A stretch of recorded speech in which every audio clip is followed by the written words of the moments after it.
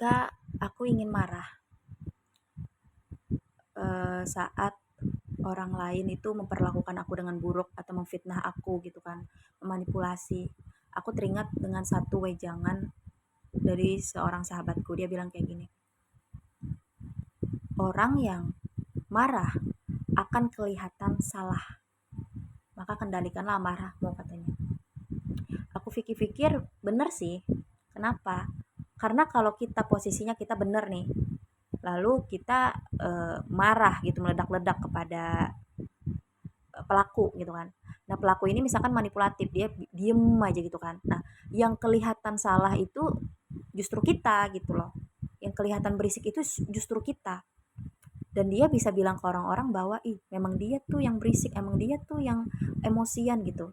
Dan sebagian orang yang mungkin memang apa ya, tidak punya kepekaan terhadap orang-orang munafik itu akan mempercayai itu dan akan mencap kamu yang salah pada posisinya kamu yang benar, tapi kamu menjelaskan rasa sakit kamu itu dengan meledak-ledak, dengan marah-marah, itu kamu akan kelihatan salah. Memang ada orang yang sengaja memperlakukan kita, memancing emosi kita dengan cara-cara manipulatif supaya menimbulkan respon dari dalam diri kita, yaitu yang diharapkan ya respon marah, meledak-ledak gitu kan, supaya nanti dia bisa membalikkan keadaan supaya terlihat kamu yang salah. Jadi apa yang harus kamu lakukan? Ya, yang bisa kamu lakukan adalah diam dulu saat kamu pengen marah, diam dulu. Terus kamu eh, gunakan energi kamu itu untuk memperbaiki diri kamu, meningkatkan value kamu, agar nanti orang-orang yang menghina kamu itu tidak setara dengan kamu dalam hal apapun lagi gitu.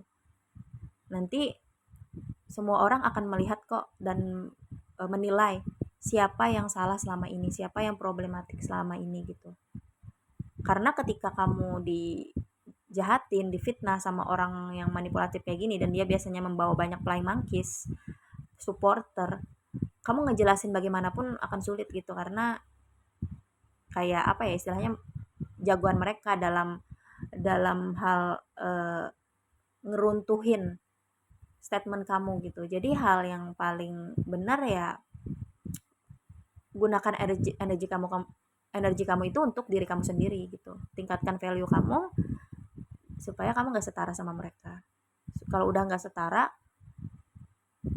kamu bisa ngelakuin hal apapun yang mungkin kamu mau lakuin dulu nggak bisa gitu. Misalkan kamu bisa menceritakan kisah kamu tapi bukan dalam wujudnya marah-marah, tapi dalam wujud misalkan sebuah novel gitu kan, atau sebuah tulisan atau sebuah karya gitu, yang mana hal itu bisa diterima orang dengan lebih indah dan masuk ke dalam hati, daripada kamu menjelaskan rasa sakit kamu itu dengan marah-marah, emosional.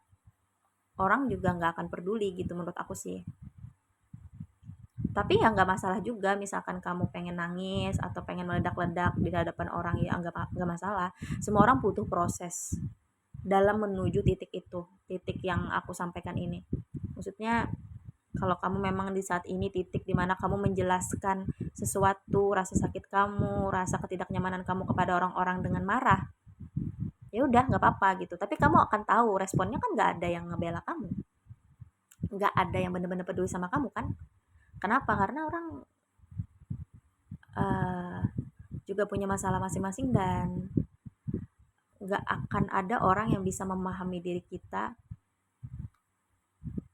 seperti mana sebagaimana diri kita memahami diri kita sendiri. Jadi sebelum kita meminta orang lain untuk memahami kita, kita harus memahami diri kita sendiri dulu. uh, Rasa sakit itu jangan dipendam, tapi diproses. Ini kenapa, sakit ini kenapa, luka ini kenapa, gara-gara apa, itu diproses. Oke, ini random nih, ini random, perkataanku ini random. Ya udahlah, upload aja.